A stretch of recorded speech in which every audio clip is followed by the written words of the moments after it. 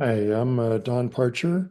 Just going to give you a quick overview of this program I've started called Neighbors Connect. The goal is to get all the residents connected to at least two of their neighbors with phone numbers. This comes out of my experience with the 2013 floods in Boulder. I helped connect volunteers with residents who needed help after the flood, but a lot of those volunteers came from pretty far away, and I figured if people could communicate better with their neighbors, that would be a lot better way of and quicker way of getting assistance. And there's so many benefits really.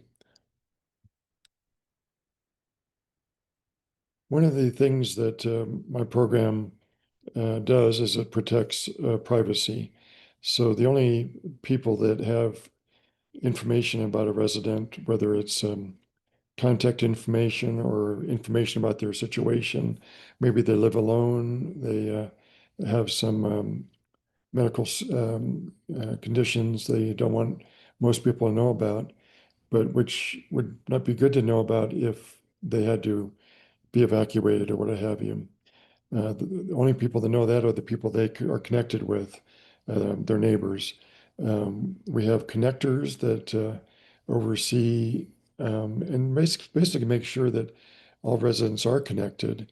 And those connectors only have the information residents, that all residents have. And I'll show that to you in a second. Lots of benefits. Help save lives. In the Marshall Fire, almost 3 years ago, we about 1,000 pets were lost because people were not able to get back to their houses to save their pets. And if they'd been able to communicate with the neighbors that were still in the neighborhood, they could have perhaps saved their pets. So, and there's lots of benefits. Socialization, they say, is important. There's a big problem with loneliness these days. And if you had to go to the emergency room, being able to ask a neighbor to watch your kids would be very helpful. And I'm really big on climate action. So if we can carpool and share resources, that would help with that. Plus, I think it helps moderate political discourse when you actually talk to your neighbors, and they might have a different point of view. But if you're talking in person, you're more likely to come to a moderate understanding. These are some examples of disruptive events during which you might want to be able to inform your neighbors. You could have a group text to the neighbors you're connected with and say, hey, we need to evacuate or whatever the best course of action is. This is a Google sheet that all residents of our neighborhood have access to. You can see on the left is the address, so 301 Grouse Court. In the next column, those are the addresses of neighbors they're connected with. In this case, it's Joan.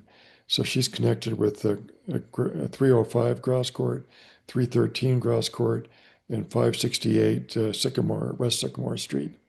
And then there's a column for the first names of residents. And if they have a pet, there's a description and name.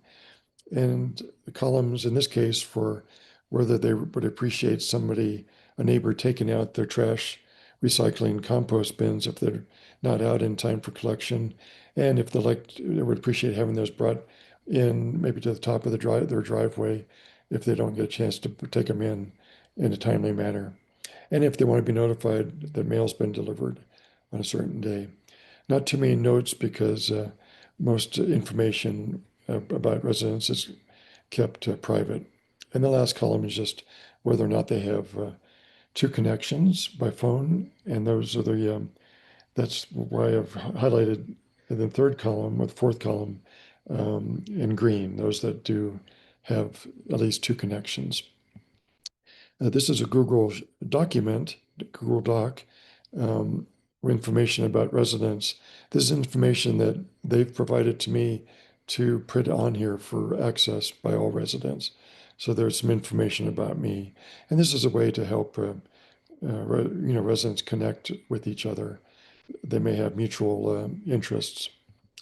And then there's another Google Doc with information for residents, upcoming events. So we have a block party in a couple of days and a gathering a week from then. And there's emergency information and a map of the neighborhood, information about e-bike safety that's been put out by the city. And these are some online groups that I think are quite helpful. Nextdoor.com, they can click on this and they are already verified as a actual neighbor or resident of the neighborhood. There's some Facebook groups that are useful in this area. And then Time Bank Boulder at the bottom, in kind of Boulder County area. This is really a great thing. It's all free, people helping each other, and it helps people connect. So I recommend checking that out. So if you want more information or you have any suggestions, or if you would like to get connected, please contact me and I will be happy to get back to you.